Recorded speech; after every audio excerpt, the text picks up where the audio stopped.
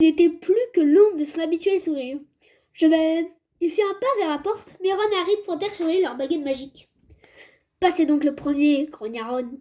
Le visage livide, privé de sa baguette magique, Lockhart s'approcha de l'ouverture béante du tuyau. Ça ne servira à rien, voyons, dit-il d'une voix faible. Harry le poussa dans son dos avec sa baguette et Lockhart finit par glisser les jambes dans le tuyau. Je ne crois vraiment pas que... commença-t-il. Mais Ron le poussa et il disparut dans l'ouverture. Harry le suivit aussitôt. Il se glissa à son tour dans le tuyau et se laissa tomber. Il avait l'impression de dévaler un toboggan sans fin, obscur et visqueux. Au passage, il aperçut d'autres tuyaux qui partaient dans toutes les directions. Mais aucun n'était aussi large. Harry était secoué en tous sens par les sinuosités du tuyau qui le précipitaient dans ses profondeurs insoupçonnées, bien loin au-dessous des cachons. Derrière lui, il entendait Ron glisser avec des bruits sourds chaque fois qu'il passait dans un coude. Puis soudain, le tuyau redevint horizontal et Harry fut projeté sur un sol humide d'un tunnel aux parois de pierre, juste assez haut pour s'y tenir debout. Un peu plus loin, Lockhart se relevait, aussi pâle qu'un fantôme, et couvert de boue. Harry s'écarta pour laisser passer Ron, qui jaillit à son tour du tuyau et retomba à quatre pattes. On doit être à des kilomètres au-dessous du château, dit Harry d'une voix qui se répercutait en écho dans le tunnel obscur.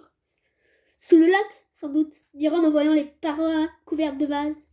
Lumos, murmura Harry, et sa baguette magique s'alluma à nouveau. Venez, dit-il à Ron et à Lockhart. Et ils s'enfoncèrent alors dans le tunnel, pataugeant bruyamment dans les flaques d'eau qui recouvraient le sol. Le tunnel était si noir qu'il ne pouvait pas voir très loin. À l'allure de la baguette magique, l'ombre de leur silhouette paraissait monstrueuse. N'oubliez pas, dit Harry, si jamais vous entendez quelque chose bouger, fermez immédiatement les yeux. Mais le tunnel paraissait aussi calme qu'un tombeau. Le premier bruit bizarre qu'ils entendirent fut un craquement sonore lorsque Ron marcha sur quelque chose qui se révéla être un crâne de rat. Harry éclaira le sol de sa baguette et ils dirent qu'il était jonché d'eau de petits animaux. En essayant de ne pas penser à l'état dans lequel il risquait de retrouver Ginny, Harry reprit son chemin devant les deux autres, suivit un coude qui formait le tunnel. Il y a quelque chose là-bas, dit Ron d'une voix rauque en saisissant l'épaule de Harry. Tous trois s'immobilisèrent. Harry distingua les contours d'une chose énorme et courbe qui s'étendait de l'autre côté du tunnel. La chose ne bougeait pas. Il est peut-être endormi, murmura-t-il dans un souffle en se tournant vers les deux autres. Lockhart avait plaqué les mains sur ses yeux. Harry regarda à nouveau la chose. Son cœur battait si fort qu'il lui faisait mal. Très lentement, les paupières à peine entrouvertes, Harry s'avança en levant sa baguette. La lueur qui brillait à son extrémité éclaira la gigantesque peau verte vive d'un serpent qui avait mué.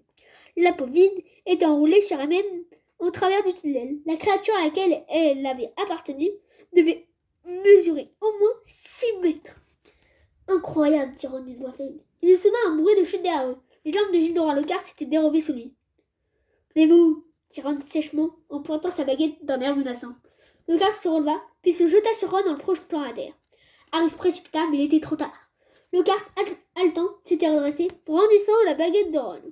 Il avait retrouvé son sourire satisfait. L'aventure se termine ici, les amis, s'exclama-t-il.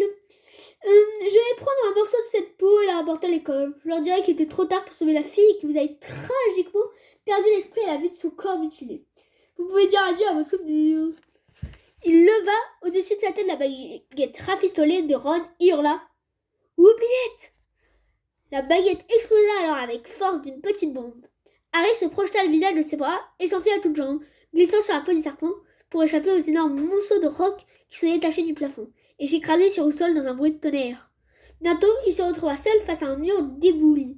« Ron !» hurla-t-il. « Tu n'es pas blessé ?»« Ron !»« Je suis là !» répondit la voix étouffée de Ron derrière la main de roc. « Moi ça va, mais l'autre idiot en a pris un coup. » Il y eut un bruit sourd suivi d'une exclamation de douleur, comme si Ron venait donner un coup de pied dans les tibiales de Lockhart.